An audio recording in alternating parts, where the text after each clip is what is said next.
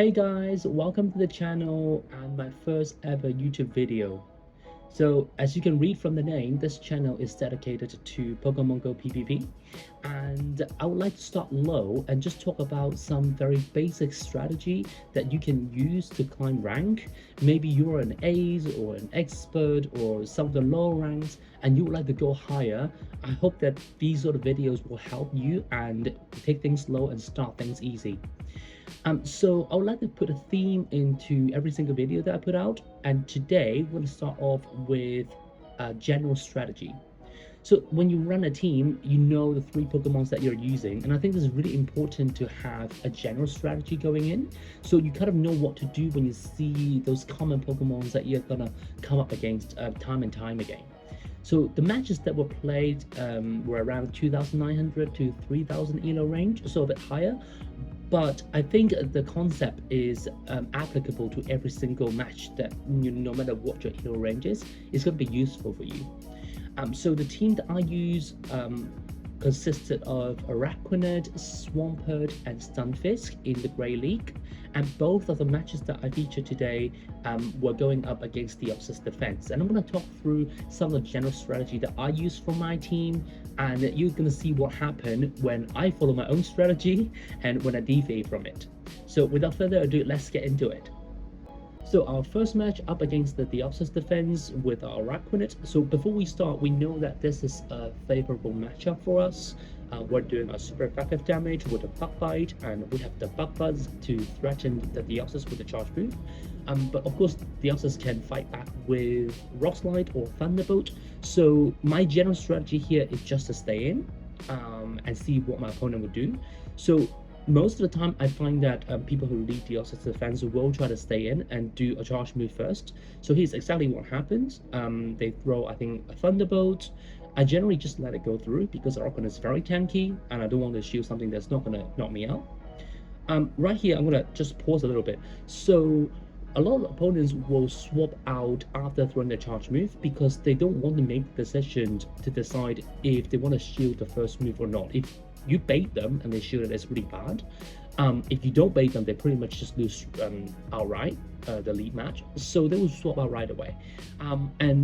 Because the Deoxys defense is the psychic type, so it resists fighting. So I find a lot of the Pokemons at the back are weak to fighting.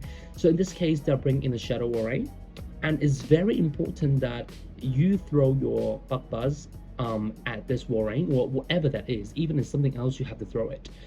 Because it will really help you to maintain the alignment that you need. Now I switched to my Stunfisk, and my opponent knew that pretty much the switch advantage is on my hand, not on his hand. So he's just going to do some chip damage, he's going to throw an Icicle Spear, and because it's Shadow variant, it actually does quite a lot of damage, and the Icicle Spear will be enough if we go on to using our shields. So I throw the Rock Slide right away, knowing that my HP is going to be quite valuable against the Deoxys defense, primarily because I only take the damage from counter instead of the Thunderbolt or the Psycho Boost, which pretty much does nothing. So here I charge up to an Earthquake and throw a Rock Slide. At this point, there is really no point of throwing the Earthquake. You just want to do the chip damage, because as long as you have your Araquanid aligned with the Deoxys defense, you're looking good. So my opponent charged quite a bit of energy and then swap up to the Dagger Speed. I had to throw this Earthquake right away because my switch timer wasn't up yet.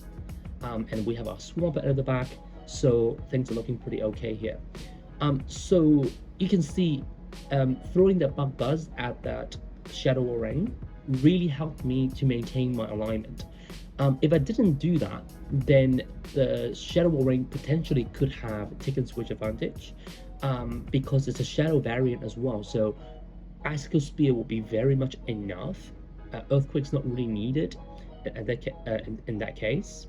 So my opponent here were trying to play it out, the Digger Speed gone down, and then I have a lot of energy for Swampert. So pretty much at this point is GG, and my opponent kind of knew that, so pretty much just top left and surrender.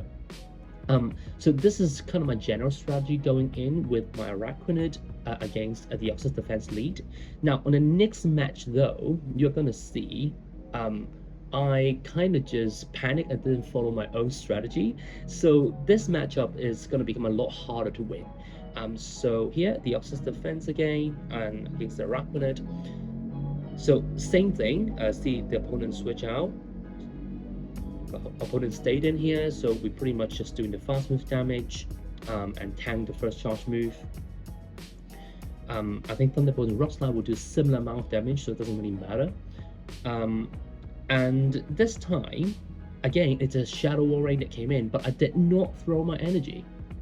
Immediately at that point, I knew that I made a mistake, because now my Stunfisk is behind on energy. I'm getting outpaced by this Warrain to the Icicle Spear, and we pretty much both need 2 Rock Slides and 2 Icicle Spears to KO each other, right? So I know that I'm pretty much gonna lose switch advantage if I go use my shields.